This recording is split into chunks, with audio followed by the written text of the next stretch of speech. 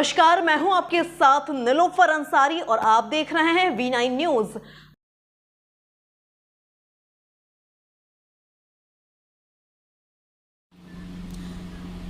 Sitapur Bharatiya Janata party के जिलाध्यक्ष राजेश शुक्ला द्वारा सधौली विधानसभा के सरवा जलालपुर ग्राम व वृक्षारोपण महाअभियान के अंतर्गत तरुपुत्र पूजन कार्यक्रम में मुख्य अतिथि के रूप में भाग लेकर पौधों का पूजन अर्चन किया गया। इस अवसर पर भाजपा जिलाध्यक्ष ने ग्रामवासियों को पौधों को गोद लेकर अधिक से अधिक वृक्षारोपण करने का संकल्प दिलाया और उनकी देखरेख की जिम्मेदारी लेने की शपथ भी दिलाई। अपने उद्बोधन में ग्रामीणों को संबोधित करते हुए जिलाध्यक्ष राजेश शुक्ला ने बताया कि सबसे पहले कार्यक्रम के आयोजन जिला पंचायत सदस्य प्रेमदीप जायसवाल और ग्रामीण जनों का हार्दिक धन्यवाद देता हूं कि उन्होंने प्रकृति की सुंदरता को बढ़ाने वाले वृक्षों के पूजन का कार्यक्रम रखा। इस अवसर पर जिलाध्यक्ष ने बताया कि हम सबको वृक्षारोपण कर उन पौधों को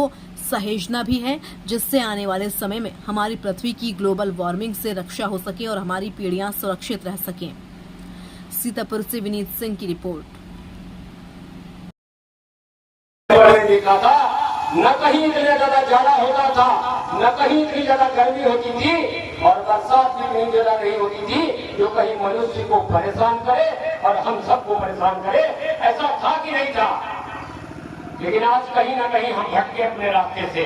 और अपने रास्ते से भटकने की वजह से आज ये स्थिति हुई है कि हम सब पे आपत्ति आई है, हम सब पे विपत्ति आई है, क्योंकि हम सब लोगों ने पेड़ों को कटान तो किया है, क्योंकि कटान के लिए बागों की बागें कटी हैं, रिहायशी आवास बने हैं वहां पे। आज ऐसी स्थिति हम सब के बीच में आई, चाहे शहरों को ले लीजिए चाहे गांव में ले लीजिए, हर जगह प्लाटिंग हो रही है और प्लाटिंग के तहत ये परिस्थिति आई है कि जो वहाँ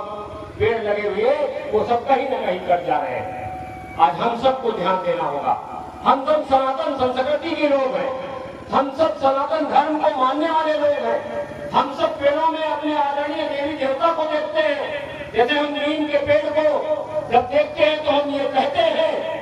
कि इसमें हमारी देवी माता जी का वास है, टीका लगा करके आरती करके हम उसका पूजन करते हैं। ये प्रथा हम सब के बीच में थी कि नहीं थी, लेकिन आज की परिस्थितियों में वो प्रथा हमसे कहीं न कहीं दूर होती जा रही है। हम सनातन धर्म संस्कृति के लोग जब पीपल और बरगद को देखते थे तो हम कहते थे कि ब्रह्मा भगवान का निवास है, ब्रह्मा भगवान का आवास है और ये हमारी रक्षा करते हैं, जिनकी रक्षा से ही हमारा गांव चलता है। ऐसा था कि नहीं था, लेकिन आज की परिस्थितियों को हम भूलते जा रहे हैं। हम कहीं न कहीं विकसित विकास की ओर बढ़ रहे हैं, इसमें कोई बुराई नहीं, लेकिन विकास के साथ साथ हमें अपने पुराने जो हमारे नियम कायदे कानून है, जो हमारे ऋषियों मुनियों की परंपरा का देश है, जो उन्होंने रीति रिवाज बनाए थे, उन रीति रिवाजों को भी हमें ध्यान रखना होगा। हम पेड़ों को भी अपने आदरणीय माता और पिता के नाम पे संजो सकते हैं। एक कार्यक्रम हमारे यशस्वी प्रधानमंत्री महोदय जी के नेतृत्व में चल रहा है कि एक पेड़ मां के नाम। हम सभी संगठन के लोगों ने हमारे बूथ अध्यक्ष से लेकर के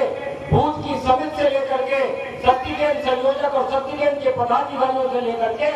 मंडल के सभी सम्मानित पदाधिकारी और मोर्चों के अध्यक्ष और मोर्चों के पदाधिकारी के माध्यम से जिले के पदाधिकारियों ने भी एक एक पेड़ अपनी माता जी के नाम पे लगाया है और उस पेड़ को